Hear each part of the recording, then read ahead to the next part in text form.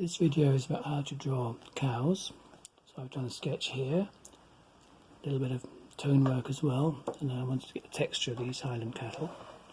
And another sketch here which I did less pencil work on so I could put some colours on. Very quick sketches done on the spot, all about capturing the animal in the moment. So has its own challenges, but I've used the same system as I used to draw my horse, my deer, my dogs, etc. that I've already done and recorded for you. So if you haven't seen those videos, maybe that would be useful. So let me move my camera to a position where I'm going to do my drawing. You can see the back end of the pony I did in the other video. So again, I'm using the same system, but this time I'm drawing this little bullock coming slightly towards us. So when I draw these shapes, this shape for the middle of the animal, it's not so long, it's more rounded. They overlap. These are the forequarters, this is circular. The rear quarters almost completely overlap with the first sort of egg shape for the body. So we can see this is the back end of the horse, of the bullock here. Still looking at my horse to the left. There's a bit of a shadow here where the end of the egg comes, where we're seeing the back leg.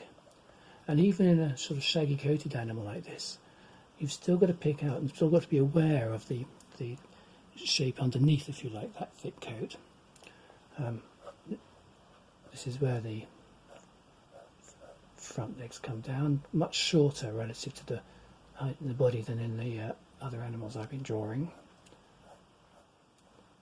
So just getting the basic position, and in this instance the legs are, because the animal's actually slightly moving, it's just slightly stepping forward, the rear legs are crossing over, so we've got a far back leg over here, another one down here. I'll come back and draw some more into the body in a minute. The head, let's just draw with a big circle, overlaps here, almost half of it, so it's going half in front of that, and it's not going any higher than the spine of the animal. You see the line comes through here, so the top of the head is no higher. Now obviously it can go higher, can go lower. You've got to look at your bull or your cow and decide. And let's draw another shape on here. So about halfway down this circle we draw another shape, and this is going to be another circle with another circle slightly overlapping the bottom quarter of that. So it's like I've drawn, like, if you like, a sort of flower pot shape, and it's a way of trying to get the face coming towards you, because once you sort of see eyes, actually you don't see the eyes very clearly in these cows because of the thick hair coming down in a fringe here, but they're spaced quite wide out. And then when you put the nostrils in like so and the mouth in, you can see what I'm trying to do. I'm trying to get the face to look three-dimensional. In some cows you see the ears very distinctly below the horns. In this instance these ears sort of flop down rather like a spaniel's or a labrador's, so you don't really see that in these ones. And then we've got these amazing horns which produce this extraordinary, amazingly long shape, and they're never put exactly matching in these animals. This one was amazingly long, this one. There's a bit of foreshortening in the one over here because of the angle of the head. Like, what were those bikes back in the 70s with the high handlebars? A bit like those. And again, if you can't quite get the feel of that straight off, I think I've got the bottom curve. If you look back at my painting, the bottom curve here should be a bit more rounded. So I'm going to take that back and have another bash. And again, you're allowed to use your rubber and things like this. Don't use it all the time. If you can try and get a bit of flow without the rubber. So let's work out where we're starting, where it's curving, and then we can connect those points up and hopefully get that's a sort of smoother curve, stronger curve. So now we can, we had a tail coming out here. So now we can draw some of the more of the detail, and really just going to take out some of the underlying circle shapes. So cleaning up a bit. But this isn't about neat and tidy, this exercise. It's about capturing the animal. So don't worry too much about being meticulous. And we've got a very heavy fringe. And I'm drawing upwards with sort of dark lines to capture that fringe. And again, shaggy hair on the face. Obviously you can use the same technique for drawing your old English sheepdog. And hair coming down lower than the chest here.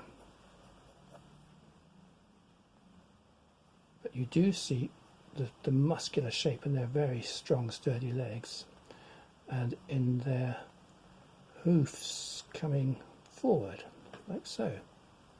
So you see what I'm drawing? So I'm drawing down, there's a little bit of a joint halfway down here, a little bit of a knobble halfway down, then it tapers through the fetlock very shortly and into the hoof, which angles forward, like that. And this hoof is fractionally lower than that hoof. There's a strong shadow under the animal. I painted that. You can draw that as you go as well. It sometimes helps to put the shadows in and work out where everything goes as a consequence. Look at your gaps as well to get everything spaced out right. And then in this leg, the heel quite high up, into the fetlock, into the hoof, and this leg going behind was crossing over into the hoof here. So it looks a bit strange, but that's exactly what it was like. It was very difficult to draw it any other way. When you're used to drawing on the spot, you just have to believe what you're drawing, and sometimes things don't look like you want them to look or like you expect them to look, and you know, pick up on that. Sometimes it will look okay when you painted it, and if you paint it and draw it with confidence, it should look good. It should look fine. Trust me. And now we can just put some more texture in here. And again, with these lines, I'm following the curve of the animal, following the shape, the roundness of it. But if you want to get good at this, you can. It's no bad thing to look at artists, all the different artists who paint animals. And it was very popular to paint animals like this in the Victorian age. So if you want to find references for drawing, let me just zoom in so you can see what I've done. Drawing cows and bulls, then you know you can look at people from the 19th century art. You can Google up artists of that time. And Landseer, for example, who was famous for Monarch of the Glen, was also very proficient at painting cows and sheep and all the animals of the field, wild and tame. Anyway, here we are, one shaggy Highland bull. Thank you for watching.